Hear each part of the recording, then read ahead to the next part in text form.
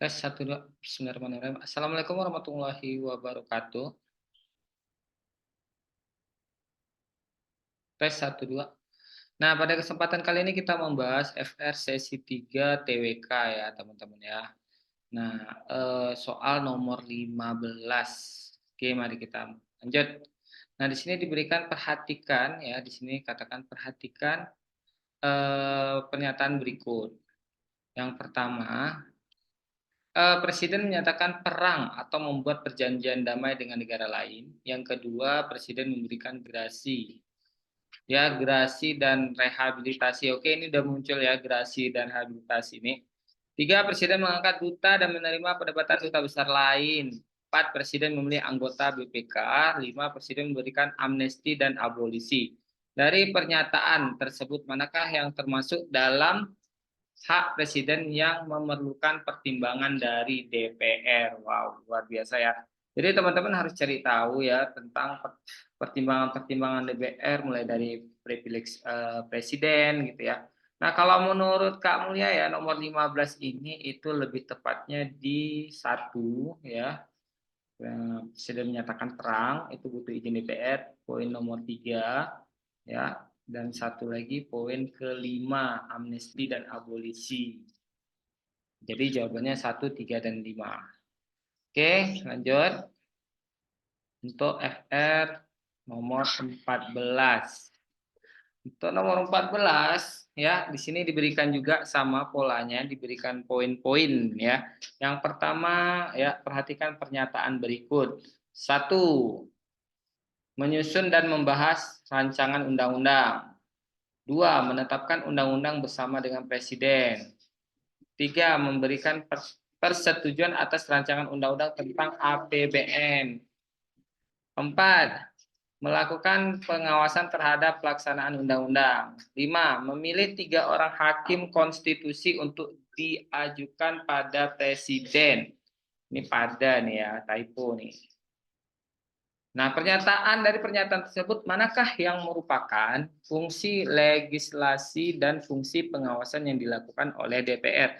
Lagi-lagi tentang DPR nih ya. Kalau menurut kakak yang tentang ini ya yang dilakukan oleh DPR, yang pertama itu ada nomor 1, menyusun dan membahas rancangan undang-undang itu butuh ya fungsi pengawasan DPR. Lalu nomor 2, kita menetapkan undang-undang bersama dengan presiden. Lalu nomor 5, memilih 3 orang hakim konstitusi itu diajukan pada presiden itu butuh ya merupakan fungsi atau pengawasan yang dilakukan oleh DPR. Jadi jawaban yang betul adalah yang A.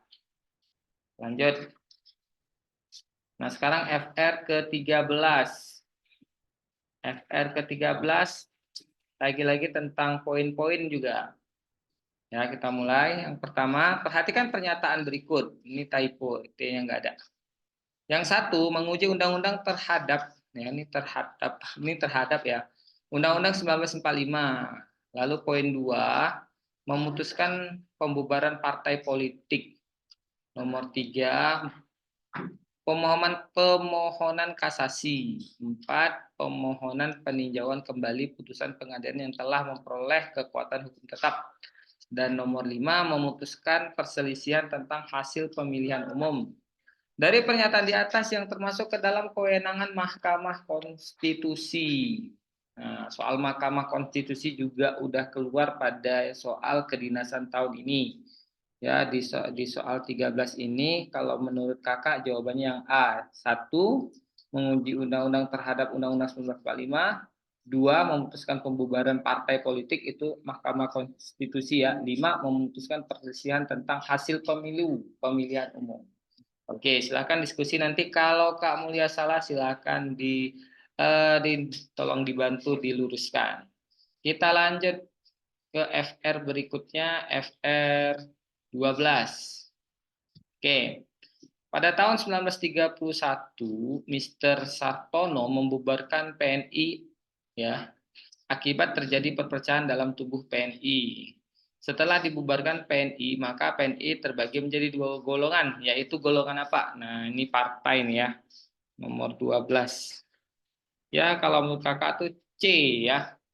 Apa itu? Jelas-jelas di sini ya. ada kata PNI baru, terlalu mudah opsinya ya. Jadi Partindo dan PNI baru C. Oke, lanjut ke soal FR berikutnya. FR ke-11. Nah, saat pembentukan dasar negara Indonesia, Haji Agus Salim kurang menyetujui atas usulan didirikannya negara Islam karena beliau memikirkan pihak lain yang beragama selain Islam.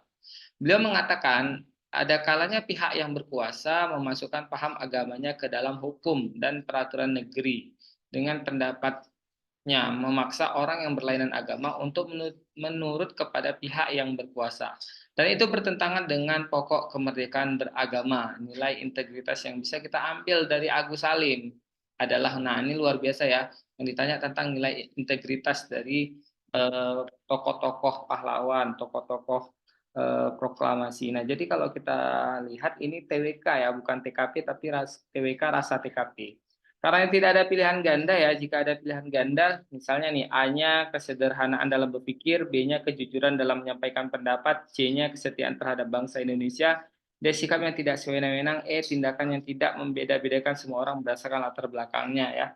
Jadi menurut kakaknya lebih ke E kalau nanti ada opsi seperti itu.